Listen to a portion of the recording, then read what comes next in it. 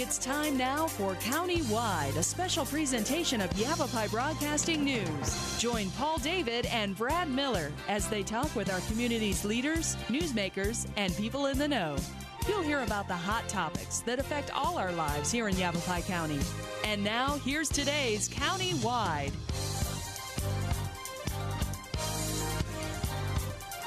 Welcome to County-Wide. I'm Paul David. Good to have you in studio with us today. Brian Klimowski with the National Weather Service in Belmont is in studio. We're going to have him come in and talk about the monsoon season, as we normally do. We had you in the spring to talk about the projected spring-summer forecast, and you did a fine job there. It's been dry so far. As it has, yeah. How's monsoon looking so far, Brian? Looks like it's going to start pretty much on time. We don't see any indications that anything isn't progressing other than normal right now. So. And what is normal for us for monsoon? First week in July, typically. There are indications we might see a slight early onset of the monsoon this year. We'll see in a couple weeks. So let's talk about that. I mean, it's not here. It's only here for a few months a year, and certain things have to set up in order for this cycle to happen. That's right. So what is it that actually happens for folks who don't know about the monsoon? What is it that happens that brings the monsoon on? Well, it's amazing, and it's almost like clockwork every year. As we all know, the desert southwest of the United States is very warm and very dry this time of year, very hot.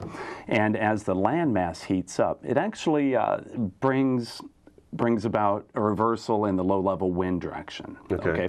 And it's that reversal, that change of the wind direction that brings on the monsoon every year. Instead of the winds being out of, let's say, the west or the northwest across the desert southwest, the winds switch because of the warming of the land masses to come from the south or southeast. Now we get a flow which is from the Gulf of California, or from the Gulf of Mexico, or even from the moist southern plains of the United States. And this moist air that now filters in late in June, early July, forms the thunderstorms we see every year over the mid and late summer. Are we the only one that has monsoon, Arizona? No, it's called the North American monsoon because it actually extends from northern Mexico, New Mexico, Arizona, and even extends into southern Colorado and Utah, and even California at times. And it's like clockwork. I mean, you can actually watch it happen each day, which I think is really neat. If you watch the radar satellites, you can actually watch that kind of sweep up the eastern part of the state, and it sort of does this swirl around the top, and kind of pinpoints, like almost, it seems to me, like in Flagstaff most of the time. It's just this nice swirl. And we get our storms, in Flagstaff, we get our storms early in the day, and Phoenix late at night. Why is that? Why is there such a difference? Why doesn't it just come up and just the whole state experiences at the same time? Well, that's a great question. And anybody that's in the area has the same observations you have, that the storms form over the mountains first and then roll down the mountains down into the valleys in the evening. It's a common progression. Thunderstorms form where there's rising motion, and the mountains serve as a trigger for that rising motion. So the storms start over the mountains at first, and as the storms develop and grow, inevitably they move downhill. When the winds are out of the north or the northeast, it tends to push the storms down toward the valley, the Phoenix area. And the average thunderstorm time for Flagstaff is between like noon and 3 p.m. In Phoenix, it's like 4 and 9 p.m. So, yeah, about 3 to 4 hour offset for Phoenix. Funny. Before we get further into the monsoon thing, I wanted to ask you about this. And you said it's not unusual so far, but I've had people ask me, there's just, what I hear, and you probably hear it every year too, this time of year, is I'm so sick of the wind. It just beats you up. You're outside, I can take the rain, the snow, anything else, but boy, that wind just banging on you all day long. And it seems like this year it's longer than normal. Is it longer than normal? Because we had this hazardous weather outlook come out that I was talking to you about this morning, and it's saying that starting tomorrow, today, tomorrow, and the rest of the week, we've got these 30 to 40 mile an hour wind gusts each day. We've got the red flag warning out, which that's typical for June. It's hot, it's dry, everything's dried out. Fire restrictions are going to stage 2 come Wednesday morning. But is this normal? Are we still supposed to have these super strong winds? It's not that unusual for this time of year. Most of the time, our high wind spring season lasts from March until maybe early June. So to see these stronger winds in mid to late June is somewhat unusual, though, and very dangerous, especially as you mentioned with the high fire danger out there right now. The past couple weeks we have had a very persistent flow out of the southwest, which has been persistent and strong, not unusually strong, but strong, and people notice it this time of year because you usually expect the winds to start to tail off, late in June. Yeah, normally. Well, normally they're gone by now. Yep. Let's go into the monsoon. June 15th is the start of the monsoon season, which was just, a couple days ago. And then end of September is when the monsoon ends. And then we do have the 1 week in June 10th to June 15th, I think, is Monsoon Awareness Week. That's right. I think it's a state proclamation right now that we have to kind of focus and think about monsoon season and the dangers it brings. Granted, it brings us the great rains and stuff like that, but, we've had the lightning strikes. Saturday, we had a thunderstorm roll through, and it touched off a couple of wildfires up there. So there's just things to be paying attention to this time of year. And we still have deaths every year caused by the monsoon. Actually, not caused by the monsoon, caused by human mistakes is what I would call it. One thing about the monsoon season, like let's say if I were to be in Phoenix on a Saturday, and I don't go down to Phoenix very often, but, and I was thinking about this on my way down this morning, if a dust storm hit, I really wouldn't know what to do because I've been in one before and I just kind of went to the side of the road and sat there and prayed to God no one was going to plow into me when I was down in Phoenix. But when there is a dust storm, what's taking place to cause the dust storm, and then what is it that I'm supposed to do to avoid, injury? Okay, so what causes the dust storms? It's the strong downburst winds or the outflow winds from a thunderstorm, which tends to elevate the dust which is on the ground. There's certain parts of Arizona that are very conducive to dust storms. That area south of Phoenix is one of them. And it's not uncommon for thunderstorms to first form in Tucson in that area and then send out these very strong winds, these outflows that they're called, up to the north and west toward Phoenix. As those winds pick up dust, we've all seen those spectacular pictures. Oh, yeah. They can just move for, literally 100 miles as they move across the desert, taking dust and wind, with them. What should you do? Just, if you're inside, of course, you're fine. Just stay inside. If you're in a car where most of the injuries and deaths happen in dust storms, pull over to the side and just stop. But one of the things that they say as an added measure of safety is turn off your lights. Make sure you don't have your brake lights on. That confuses me. Because people tend to follow lights through obscurations, okay, as if it's something to follow. And people will just follow your taillights as if they're still moving, but they aren't, and they might tend to run into you. So turn off your lights, make sure your brake lights aren't on, pull over, and just wait it out. Normally they only last a couple minutes, maybe 15 minutes, to where that visibility is so limited. Almost sounds like a tsunami. The way you describe the wind picking up that sand and just moving along and moving along. It's not like I just see winds as blowing and then they die off, but these winds sound like they can travel for quite a ways when it comes to a dust storm. It's interesting because the winds out of a desert thunderstorm are very cold, relatively speaking. So as you bring an analogy to water, that's actually not that far off. These outflow winds tend to act like almost like a thick oil, running across a table, which is just spreading out. Yep. And because this air is cold and dense, that's exactly what it's doing. It's falling out of the thunderstorm and then moving across the surface of the earth, picking up anything along the way. That's amazing. Yeah. That's really neat. Let's take a break. Okay. National Weather Service's Brian Klimowski in studio today. We're talking about monsoon season and things you need to be watching out for. I'm Paul David. This is Countywide. We'll be back in just a couple minutes.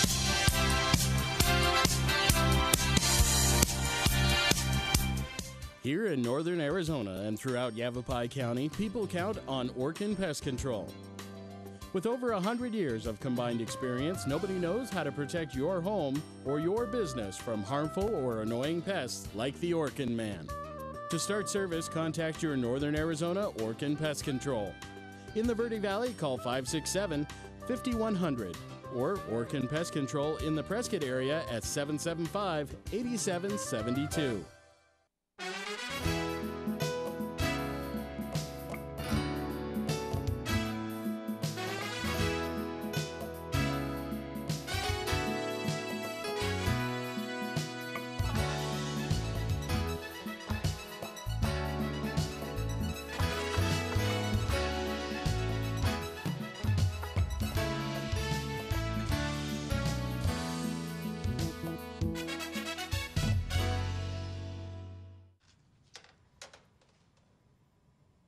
Wow, these are really good. You act surprised.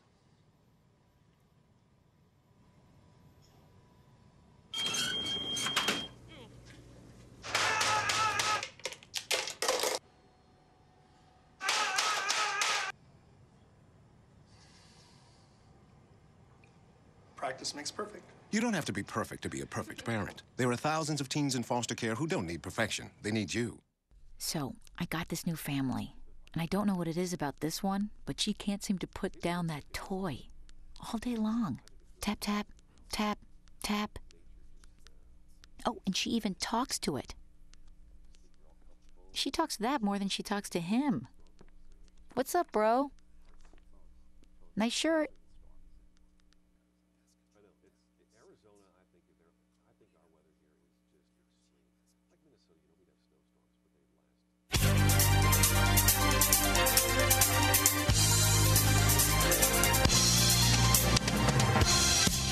Welcome back to Countywide. Want to make sure you're prepared for the monsoon season this year, which is coming up just around the corner. Typically 4th of July is when we get our first monsoon rain. It always seems to save the 4th of July fireworks displays each year. We were just talking about dust storms, and which brought wind, of course, into the whole thing. So there was something else that was on the list of things to watch out for during the monsoon season. That was downburst winds and downburst safety. And I remember we actually experienced this here in the Verde Villages when I lived in Cottonwood. We actually had one of those storms that came down, and I remember looking out my window and we had one of those ornamental plum trees in the front yard. It was, a good 15, 20 feet tall, but I remember watching it just fall towards my house.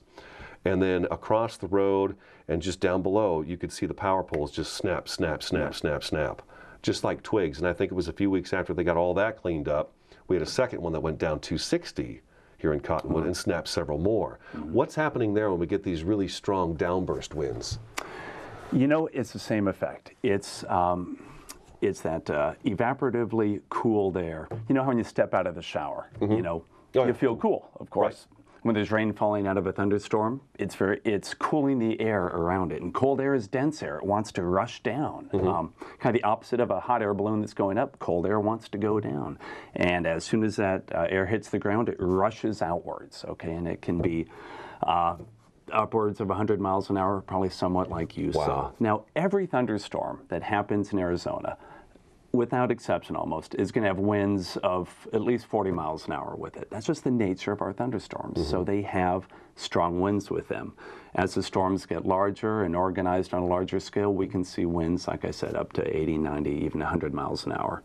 Anytime we suspect there might be large hail or winds in excess of 60 miles an hour, we issue our severe thunderstorm warnings. And that's kind of a warning to you that this is an especially bad thunderstorm. Now, monsoon storms typically have a lot of rain involved with them, typically. But a few years back, we saw the one that hit over there in Sedona. Flooded awash, water came down, hit Tlaquepaque. Cars literally lifted up all across Tlaquepaque and Los Albergados Resort, picked up, shuffled around like they were nothing. I remember seeing pictures of people standing on the second floor restaurants and water halfway up to them all of a sudden. So Sedona's actually gone to the point where, and they sent this out last week, they've got all kinds of necessary precautions and things you should do this time of year, like check your rain gutters, check your drainage ditches. Because what they found out was that in this big wash, all the water came down, people had thrown mattresses and other garbage in there, and it wound up blocking up the culverts. Well, the water can't go through the culvert. It's obviously going to go where it can go. But anyways, I thought that was really good of them to put that out for their residents to make sure that they are storm ready and that the ground is storm ready, basically. How do is it even possible to know that a downburst is going to be taking place out of one of these storms? Because to me, they all kind of look the same. They all get that dark blue, black sky, and then it's a kind of hit and miss. There's no way I can, like, with my own eyes, look at a storm and say, okay, this one is going to be a dandy. Not really. No. Not really. We have to rely on you guys and your equipment. Yeah, we have access to information that kind of tips the hand one way or another, whether this storm might be favoring large hail, for instance, or strong winds, or heavy rain, flash flooding, Okay. Something else we should probably talk about real quick. And with those storms, I guess, stay in your car, stay in your house. Yeah. I think we're talking strong winds. We're talking about the strong winds. Exactly. Yeah, that's stay away from trees. Falling trees injures and kills people every year. True. Yeah. Broken windows, a lot of injury. So stay away from windows, definitely. Almost like a tornado. Almost, yeah. It's the same thing. You want to stay away from the windows and things like that. Okay. The one that I noticed that seems to claim according to the stats, 2 to 3 people die each year. I think we had a couple of deaths last year. Was the flooded washes. Yeah. The flooded washes are just a killer, and we were talking just before the show that each year we tend to have at least one story that comes out of the folks in Cornville, Verde Valley are familiar with Mormons Crossing if you grew up around here, that it's a popular swimming hole, but there is a low water crossing there. And to be honest, you really don't have to, I was telling you before, you don't have to use that crossing. If you're on one side, you can go out to 89A and get to Cottonwood, Sedona, whichever way you want to go, and vice versa on this side. You got Page Springs Road and everything on this side to get to. But we always have 1 or 2 people that'll try to go through that low water crossing, and then we get a picture from the Verde Valley Fire District of this, little SUV that's, a good 100 yards downstream. Flash flooding, it's extremely dangerous in Arizona. Yes. I've not experienced it anywhere else other than in Arizona. Tell me about flash flooding. What's going on there? Boy, heavy rainfall that we get in our monsoon thunderstorms combined with the soils and the rocks we have in the Southwest is just a perfect combination to bring water down canyons very quickly and put people to decisions. I mean, most people die in flash flooding because of decisions they've made. Okay, whether they want to cross that normally dry wash, but they only see 6 inches or a foot of water, rushing across it, and they think they can get across it, and their car can't compete against that extreme flow. Or people camping at the bottom of canyons or next to dry washes, when a thunderstorm miles away has already brought floodwaters or is bringing floodwaters down that canyon. You want to put yourself in a position to where you can avoid that hazard of flash flooding. That is, don't camp down at the bottom of washes. Don't drive through water that you don't know how deep it is or you don't know how fast it's flowing. Don't put yourself into a situation that might threaten your life. Water is extremely dense, it is extremely dangerous, and in northern Arizona at least, it's our greatest life hazard during the monsoon season. I mean, there's a reason we call it a flash flood. Yes, happens quickly, extremely quickly. And then I think, like if I'm out hiking, and I see a storm up north of me, I should still be concerned about that despite the distance it may be from me.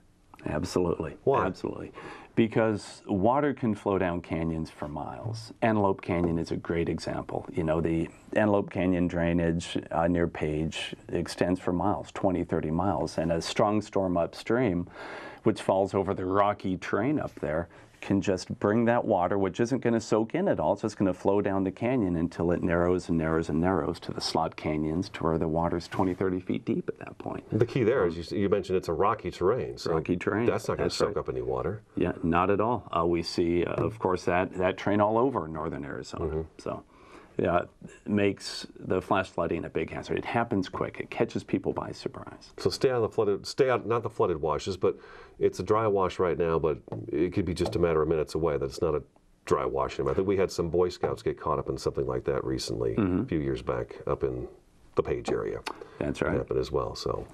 In other areas, the Supai area up there, to where the rains fall in the afternoon, let's say north of Williams, east of, west of the Grand Canyon Village and Valley, and then during the evening and early at night, the water's funneled down Supai Canyon and Cataract Creek, and the peak time for flooding down there is at about midnight, 1 p.m., because it takes that long for the water to flow down the canyon and get down there. So, okay, we'll take another break. Something else we need to think about too before we hit the break is that you never know what the water's pushing with it. The road may have been there a little while ago, but it's not there anymore. Yeah. Brian Klimowski with the National Weather Service is in studio today. We want you to be monsoon ready this year. I'm Paul David. This is Countywide. We'll be back in just a couple minutes.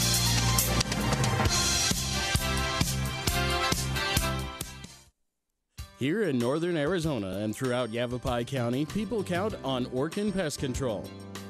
With over 100 years of combined experience, nobody knows how to protect your home or your business from harmful or annoying pests like the Orkin Man. To start service, contact your Northern Arizona Orkin Pest Control. In the Verde Valley, call 567-5100 or Orkin Pest Control in the Prescott area at 775-8772.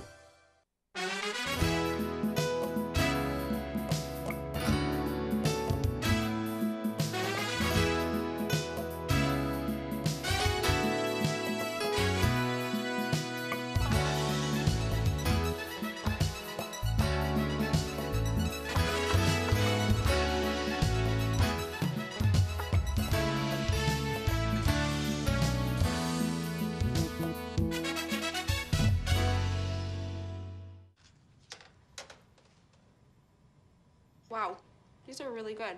You act surprised.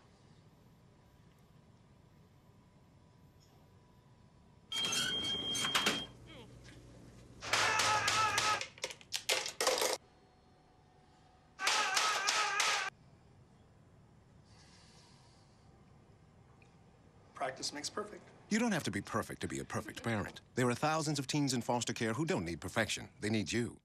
So, I got this new family, and I don't know what it is about this one, but she can't seem to put down that toy all day long.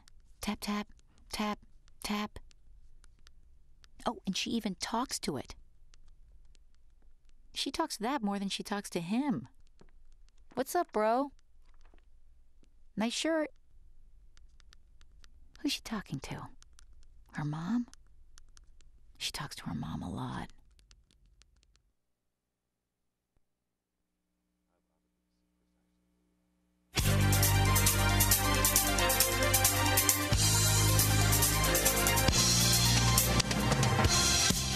Welcome back to Countywide. We've got a couple minutes left in the program, and the other biggie during the monsoon season, and I've seen this one happen as well. We actually had a former Cottonwood police officer one year get struck by lightning, talking to a neighbor over a fence, and the lightning hit the tree between them and wound up, really causing some damage to the police officer.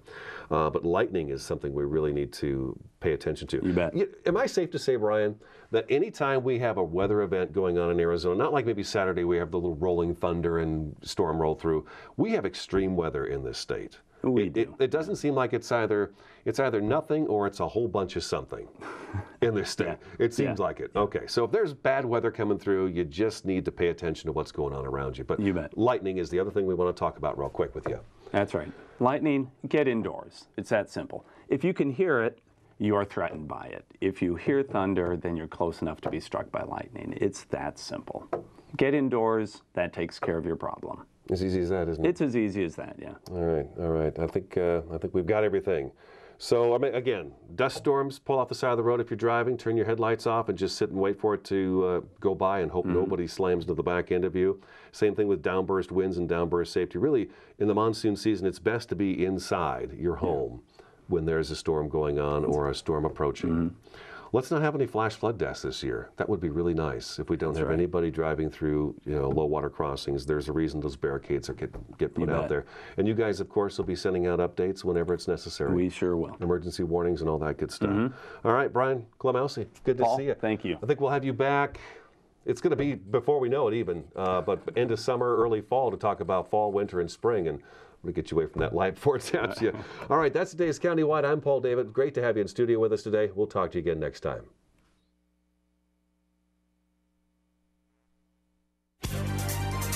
This has been Countywide, a special presentation of Yavapai Broadcasting News. Listen in each Tuesday and Thursday as we tackle the hot topics and talk to the decision makers across Yavapai County. That's Countywide with Brad Miller and Paul David each Tuesday and Thursday on this Yavapai Broadcasting station.